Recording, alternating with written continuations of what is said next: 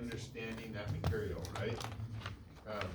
We have talked about right here, and I told you we'd come back and review this one, which is our major topic of today, and then our goal is to highlight the rest of these as much as we can. But because we've already started the tyrosine kinases, things should go well there, okay? A question was asked earlier today, this is in green, do I need to memorize numbers? Please do not. I've already admitted to you that the numbers are inaccurate anyway, so don't be too freaked out. But what it represents is a signaling cascade.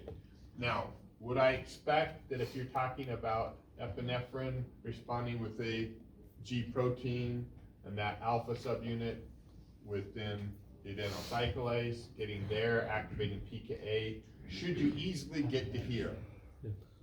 That would be part of the 7 steps you're already talking about. Do you need to know phosphorylase B kinase becoming active, or the glycogen phosphorylase B going to phosphorylase A that then breaks down? No.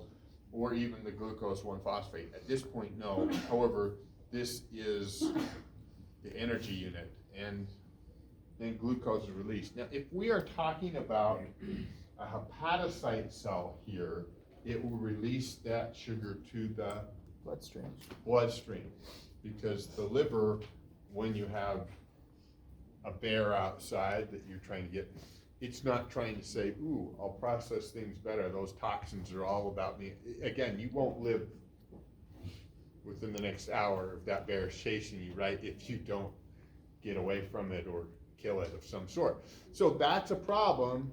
So all sugar in the glycogen stores will be released so that you can run, right? That's a good plan. I have one of my ancestors that liked to hunt bears with just his Bowie knife and take them out. And he did it all the time. It was like his thing to do. So I don't know if it's in me, but you know, it's. What's his name? Sylvester Stallone? Yeah. Like, that's oh, okay, dude. I'm like, you read about him, you're like, really? Okay. Are you related to me? He's got the knife. I like being outdoors. Yeah. It's great. I don't mind hunting. Just like cause of death and yeah, bear. hunting bears with Bowie. I mean, to be fair, the guy must have been somewhat successful at it because he had kids. Get out of the way. What parent tells their kids to tell the truth? Okay, lots of good things here to be on top of. Okay. Tyrosine cocaine. Tyrosine kinase. Kinase's role is to do what? Phosphorylate downstream targets. Specifically, if it's a tyrosine kinase, what is its target of interest? Tyrosine. It's a hydroxyl group. It's specifically an amino acid with a tyrosine on it. That is what it's doing. Now, the tyrosine kinase that we use as our model system is insulin. Again, it's a dimer. So actually, each of these is 2 subunits. And that dimer, when activated, changes its shape, becoming more T-shaped. There is tyrosines here. When it actually has the receptor bound, it exposes certain areas of those tyrosines so they can be phosphorylated. All very, very exciting. Knowing that it's the IRS downstream is not crucial for you, but there are more than one tyrosine kinase in your body. And so, cool. Yes. I do have a question. I want to make sure I understand that the clubs at the bottom of the tyrosine kinase, is it showing us on one side what it looks like activated and on the other side inactivated? Or do they like, it is. do they like activate each other as part of a conformational shift? They do. They do. Okay. Yep. Cool. So, what would it take to be able to be activating the other side? They'd have to like physically hit each other, right? Yeah, but it's not just the connection. Again, notice that it's got a target protein here and a aspartate, tyrosine. Really, we're talking about grabbing the phosphoryl unit off of where? An ATP. An ATP, transfer it to the enzyme, and then transfer it from the enzyme to a downstream target. So we are talking about So it does that phosphorylation to one of its own tyrosines first, and in near proximity, yep. that'll keep it on for a period of time. Okay. Yep. Great question. Great question. I would hope that when we talk about insulin, that the underlying message is extremely clear to you. Insulin was activating because we had high levels of blood sugar. Yeah. Okay? And so you should know that, which means that if that is the underlying message, what things, now talk about this in your group, I'll give you a couple minutes, what things would I want to turn on and what would I like to turn off? Now, we already talked about this, but review with your group that you know what would make sense to turn off and on if you had loss of blood sugar floating around in your blood. What are you gonna do? Yeah, and bringing them into the cells, so they're not using the blood where they can proteins and stuff. Yeah, we have non-enzymatic glycation. Okay, that's the start.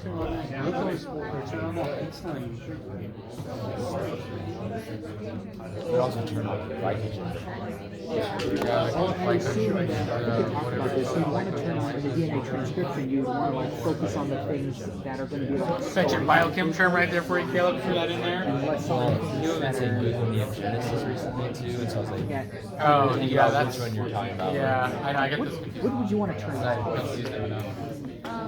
I'll make one. I mean, you would. Guys, just show up here. Oh, dude, I know. During my tutor thing, everybody's like, what? It's like, Oh, alright. you would want to turn off the things that release glucose into the blood. Dude, did you watch The Bachelor? Dude. Watch The Golden Bachelor? So if you're missing the message, if I start pulling that blood sugar. My wife and I were watching it. myself, We couldn't bring ourselves to watch the last episode because my wife found out who won. That's probably good. Not about You're gonna say, I'm gonna keep breaking down glycogen, that's probably a problem, right? I've got lots of sugar, what do I wanna do? And I probably wouldn't have made glycogen until first, what would I wanna check that I have plenty of in myself? Glucose. I've got the glucose, I'm pulling it in, I want, Oh, the what do I ATP do as well. with ATP? I want energy in myself, I wanna make sure I have plenty of energy, and then I'll start storing it afterwards, right? Cool. So those are some of the things. Is there anything else I turn on and off? And so, fat, probably make some of that, right? Sounds like a good idea. What else? So is there like a sense that would also kind of turn off beta oxidation, like that Okay. breakdown of those fats? is there? Kevin's saying turn off beta oxidation, which means turn off breaking down fat. If I was normally without sugar, the main food your cells eat is fat. I'm normally breaking down fat, I'm doing beta oxidation. Well, I'd probably turn that off if I got a plethora of sugar right now, right? Same reason I'd turn off breaking down glycogen. We'll use that later, but right now, let's go ahead and start using the twigs I've got, because I gotta get them out of the way, okay? Okay, so these are some of the aha things that I would expect you could easily pick out. This has to do with context questions, right? Meaning that it's easy to have a fact, but then you've already seen the multiple choice type questions. Somebody starts throwing you curveballs and it's like, what does that mean? It's all about where it's in context too, so that'll help you. ELK right there, ERK right there, those are kinases, right? So these kinases, MEK, ERK, ELK, these ones are phosphorylating downstream targets. The overarching message from the incoming insulin that's triggered all the way down this, with my RAS, we're trying to create new cells. So I'm going to do cell division. I'm going to need a lot of energy to do that. I'm going to need to be able to create, coincidentally, the pentose phosphate pathways used to help make my nucleotides. I'm going to be involved in a lot of those things. So transcription is being changed at the DNA level, which then changes the messenger RNA to produce the right downstream product. So I can do that. Okay. What was this green thing hanging off of GDP there called? Tell somebody else if you remember what this brass green thing sticking right there into a membrane is called. What is that called? I do not know the full name. G protein. It is a G protein. I don't remember what RAS specifically stands for. Oh, that thing, the thing that's binding it to the membrane? Is that a GI anchor. Crazy how we've got this stuff. Okay. I thought it was. If you said it was a G protein, that's correct. If you said it was a lipid anchor, that's even more correct. If you said that they're next to a whole bunch of other proteins, they must be on a scaffolding protein, that's also correct. Okay, missed that part. Coincidentally, you might see my note here that SOS listed right here is actually a GAF. Tell somebody else you remember what a GAF is responsible for. My name is Gav. Guanosine Yeah. nucleotide exchange. SOS is a GAF. The G protein. Oh yeah, it And makes that it helps, go. it helps with the. increases the rate. Yeah. Makes it go faster, right? Like the turnover's faster. Yeah, With the gap then. That's the ones, How that's the ones fast that like increases the stretches rate it of out. fluid so turnover. GTP. What was a gap then? The opposite. It's just Makes it turn off longer. Stretching it, making it turn off faster instead of exchange it faster. Okay.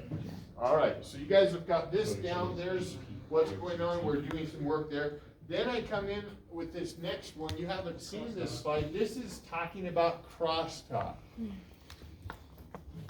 More than one signal coming in and communicating what I'm doing here. Okay?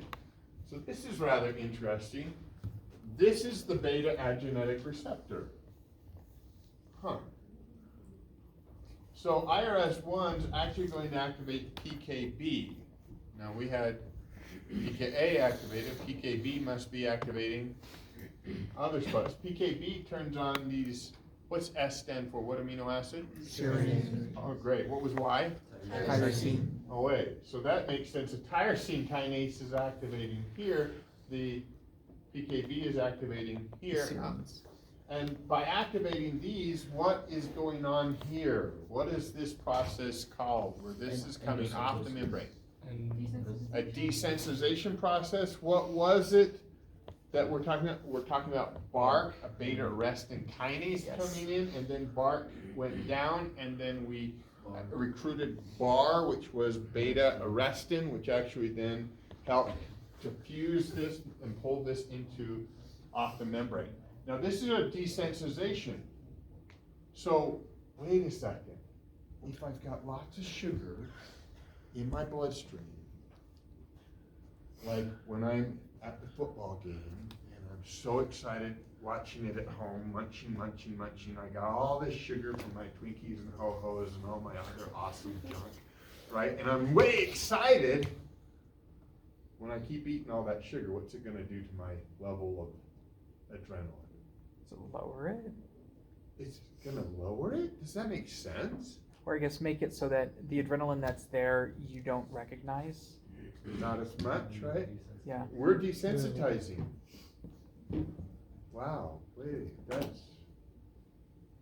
that's interesting. So, does that also happen when we stress eat, by the way? Uh-huh. Oh, yeah. We're talking about crosstalk, talking about a signal that we normally have that says, give me all the energy you can get, and it's saying, oh, but you got lots of energy. Maybe tone it down. You got all the energy you need. Run that there. You got it. Go. So that's really what we're talking about here, okay? Crosstalk. So, beta arrestin.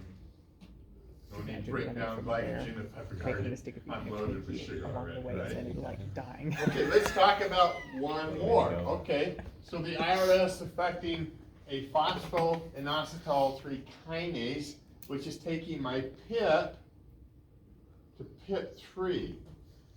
Well, that's interesting. What does that really mean? A kinase is taking this and it's phosphorylating it Adding another one more time. Oh, okay. Now, in so doing this work, this is then affecting the GLUT transporters. This is affecting right here, glycogen. Now, what's the underarching message? If IRS is activated because of my insulin, I'm coming in, and let's see if we can follow this. This is the active form, this is the inactive form. If I phosphorylate this, it's inactive. If this guy is my GS, okay, glycogen synthase, what do you think synthase must be doing? Making it. Making glycogen. Okay, so glycogen's being made, and it's inactive when I phosphorylate this. And this is the kinase right here. Would that make sense to inactivate it? If I have lots of sugar? No, I'd want it to be active. Wait, okay. So I'm going to turn this off when the IRS is coming in with the active signal. So meaning I'm going to make it so that this active form, which would make my synthase, so I'd be forming it, I'm going to turn that off so that I can do what? You can have it go to the Make glycogen. Wait, that makes sense. I got sugar, make glycogen. And I did that because I had my cascade, which included PKB. Go ahead. Does that mean to activate the kinase, you're taking the phosphate from the inactive GS to activate the kinase to where?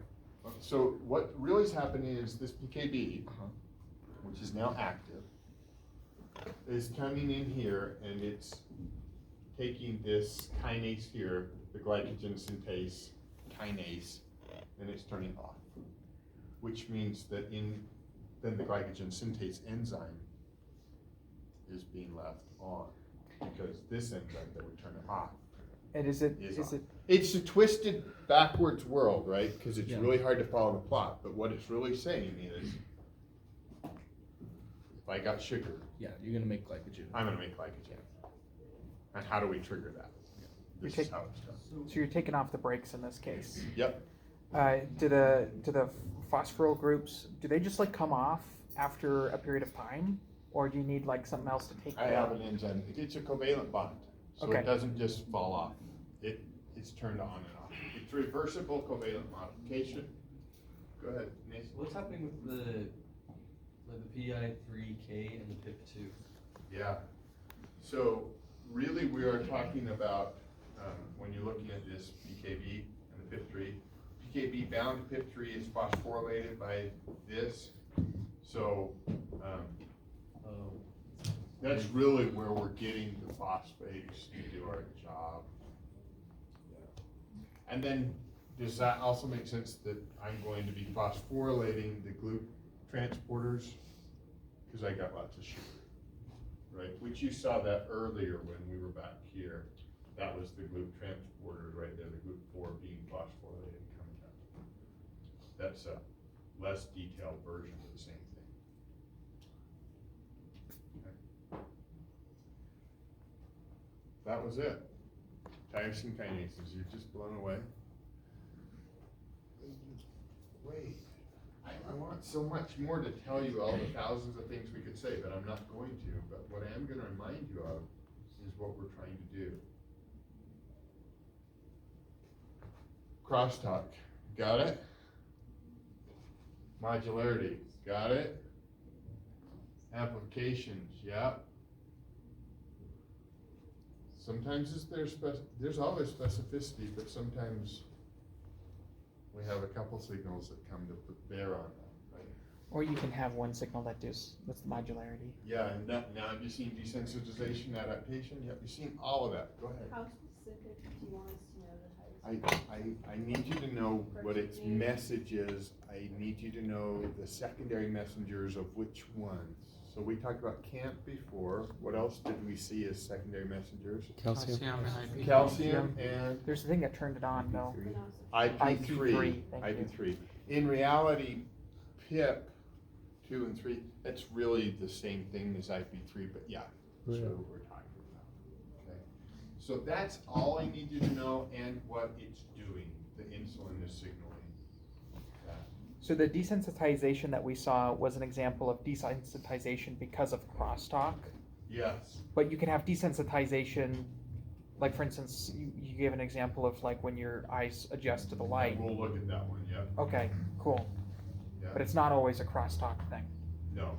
Okay. No. Okay, go ahead, Kevin. I just, as a quick review, as far as classifying bar and bark, Yeah. those, I'm trying to kind of piece those together as far as like, they're not necessarily messengers that kind of run along the membrane as well, right? But they still generate, you know, they still make an action happen, right? So you're gonna see those again when we look at the other senses that we'll look at. Something that won't be bark and bar, but they will be arrestins, but it won't be for the beta adrenergic receptor instead. Okay. Okay, there are arrestins and there are kinases that the arrestins are recruited with. Okay. So in that sense, the GPCR, which is that 7-transmembrane receptor, right? There is a way to phosphorylate it and then bring another protein in, which actually causes it to be fused into and The membrane itself. Yep. Yeah. and take that off. We're desensitized.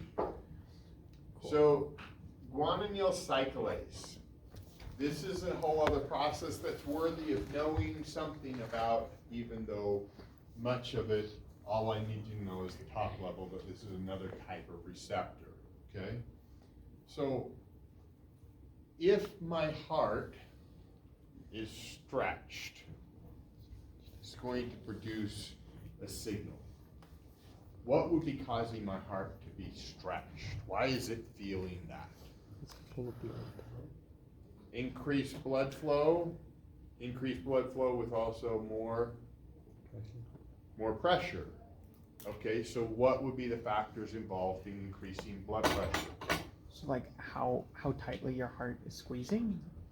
No, Muscle constriction, okay, how tense I am at some level, how fast, vasodilation, how thick my blood is. He's good at this. Yeah. Okay, how about, what else? Osmotic pressure, what's gonna affect that? How much salt, how much sugars are in there specifically? We're gonna play with a factor known as salt. But ANF, atrial natriuretic factor, is produced when your heart stretches, okay? In that case, cyclic GMP increases and the kidneys and intestines release the sodium into your kidneys and into your intestines. If the sodium is now moved into my kidneys and into my intestine, what will follow it? water. Water. What will that do my blood pressure then? Drop it a little bit. That'll drop it because I have less water in my vascular tissues, that'll drop it. What else will it also do?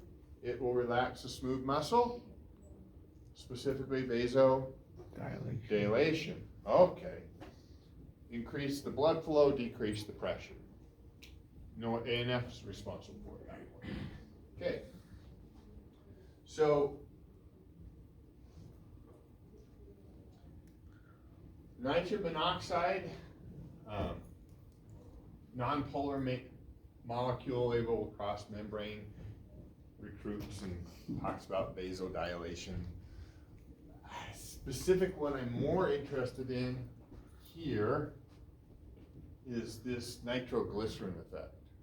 Any of you ever heard that people put nitroglycerin in with people who are having heart attacks?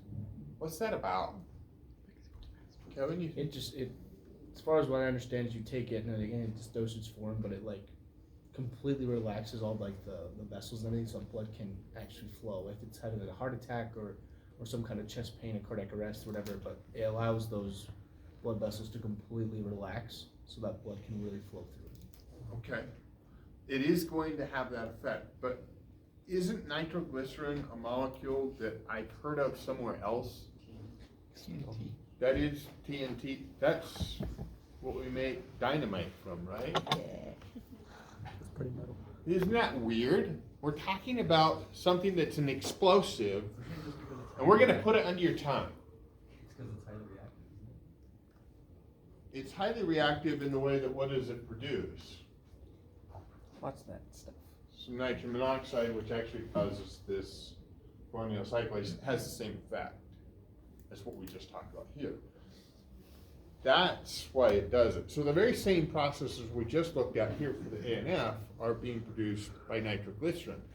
The more interesting story is, how did that come about? In a small town, high mining town, our doctor's watching and he's like, hey,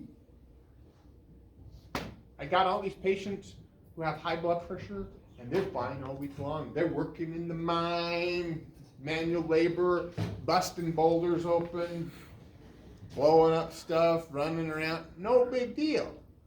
Sweating, it's hot in there, and then they have heart attacks on the weekends. What's up with this trend? They were working within the mine. Well, I'd say that they were exposed to, say, that type of nitroglycerin, so it gave their heart that relaxed state constantly. It did. And then when they left it, their heart couldn't keep up with it. Yeah, so it took some deduction, but he's like, something in their, when they're in the mine, is stopping them from having heart attacks, but something when they're leaving the mine is not. And he was able to track it down. Were they like carrying around dynamite sticks in their mouth or something like that, or? You know, that's an interesting question. No, but they were working with it, and it's small. It actually happens to have. Probably inhaling it or something. Yeah. Just a small bit that they got a Feel hold like the of. dust and residue.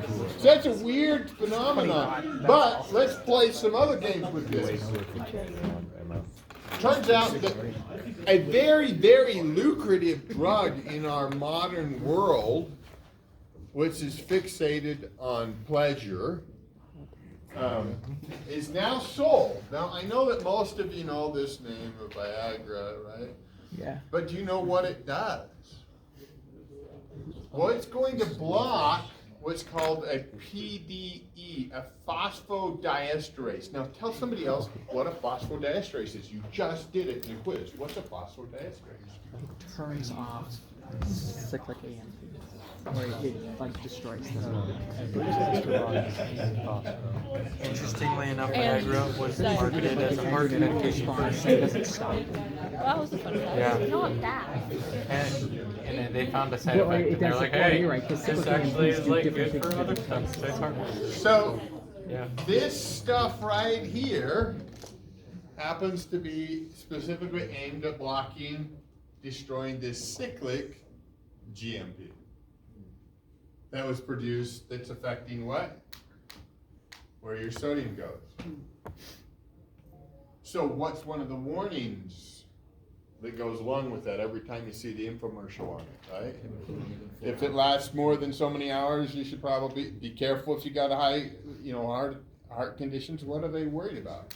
Heart attacks. Heart attacks, because I'm no longer going to be able to properly release my sodium, lower the blood pressure, vasorelax. Instead, we're gonna keep everything elevated, high blood pressure. Yeah, great. Okay, well, now, you guys, I say that not because I'm trying to go down the wrong rabbit holes. I'm trying to help you understand this physiology is something that's crucial in our drug world. So I just kind of want to tie it back because, of course, we understand Viagra was created at first because it was a heart medication, right? Yeah, what- and it was a side effect is the. Yeah, but what type of heart medicine were they worried about? and Was it that gonna my prevent a question. heart attack? No, it was like the opposite. It's like the opposite for somebody who has Like low blood Low pressure. blood pressure. low blood pressure. Really? That makes sense now, doesn't it? Mhm, yeah. Yeah. Yeah, it's a good point. It's a good point. All right. Yeah, all the detail that you don't need to know, but it's cool anyway. All right.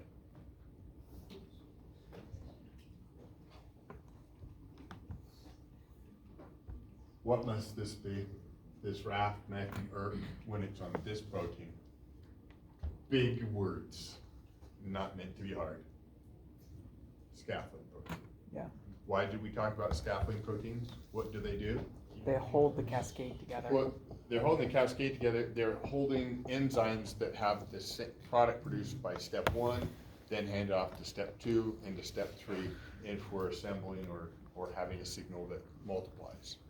This also means that in proximity, I can have a local reaction that's happening locally and not on a large one. So this is also known as a MAP kinase MAP kinase, kinase, MAP kinase, kinase, kinase, part of a scaffolding reaction. Now, I want you to know that if you forget everything but a scaffolding protein and the kinases phosphorylate and that there's some cascade, you're golden.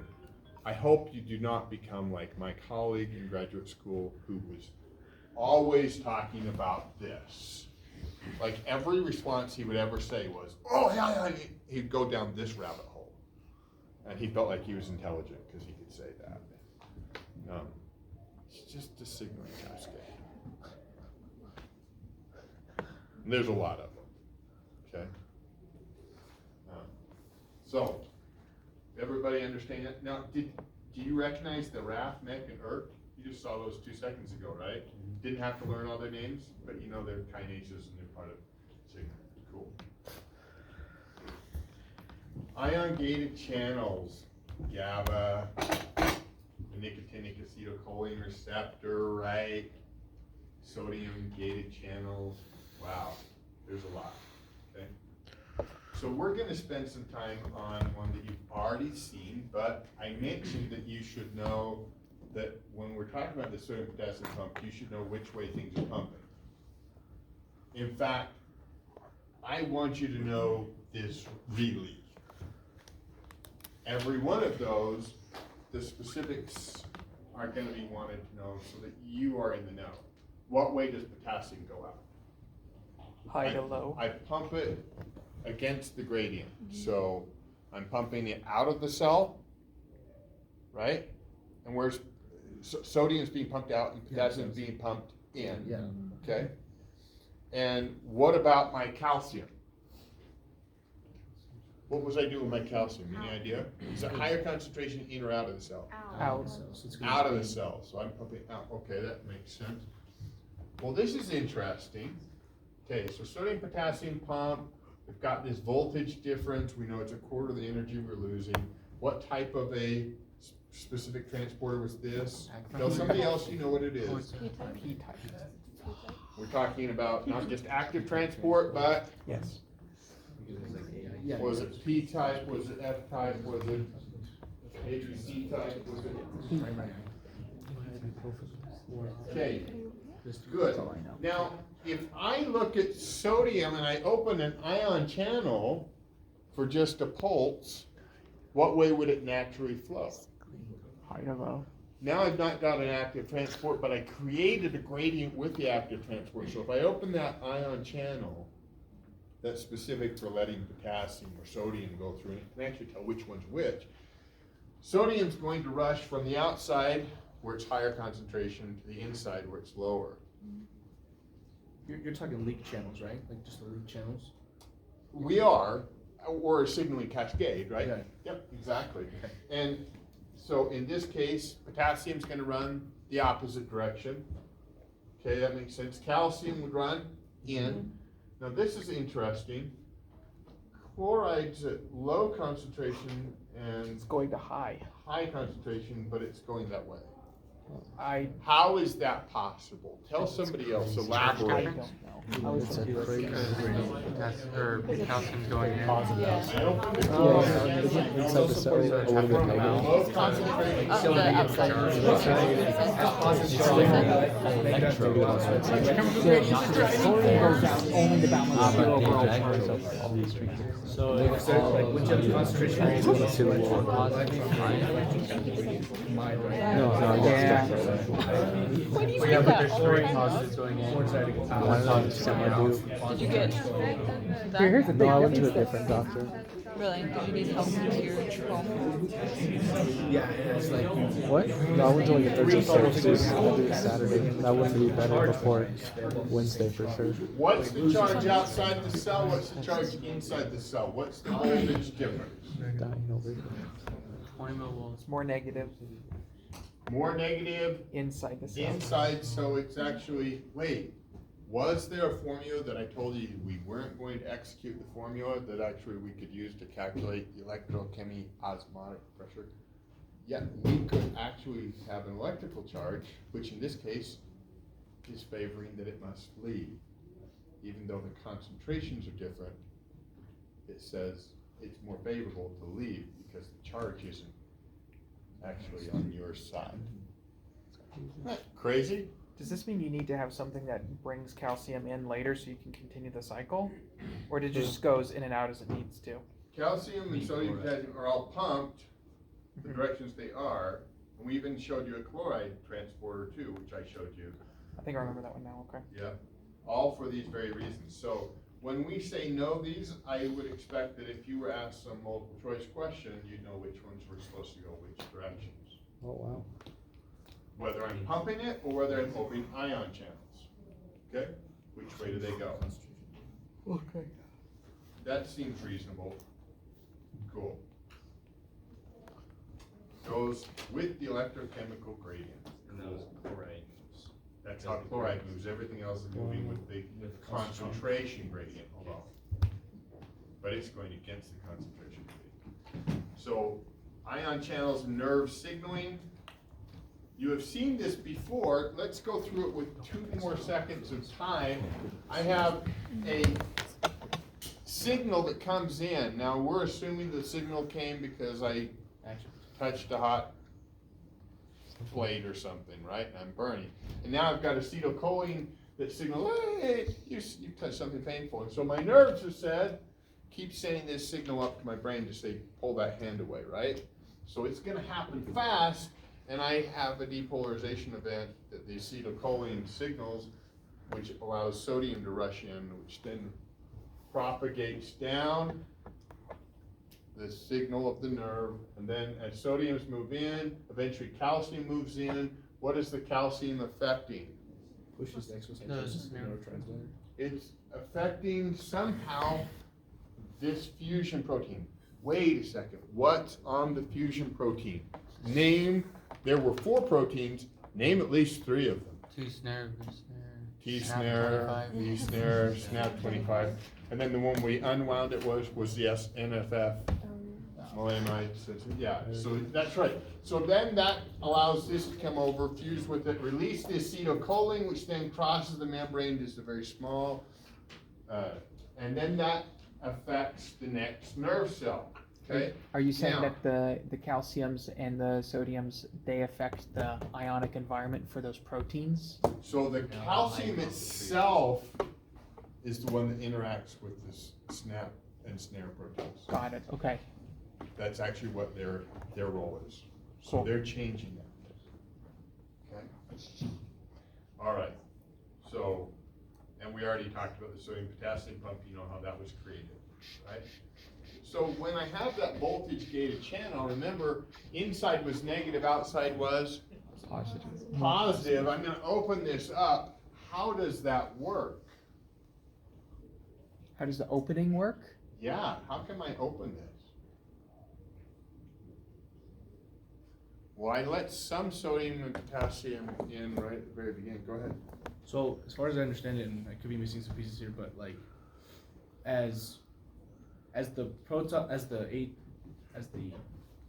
potassium sodium- pump goes in, like it changes that overall charge between the outer and inner. Yeah. And as the electrochemical gradient kind of shifts with that chlorine going in and out, it changes that overall charge, and that can activate your voltage gated channels, which can cause like an action potential that can lead to like flooding in of sodium that creates the action potential to kickstart the whole process. So Let's look at the proteins here.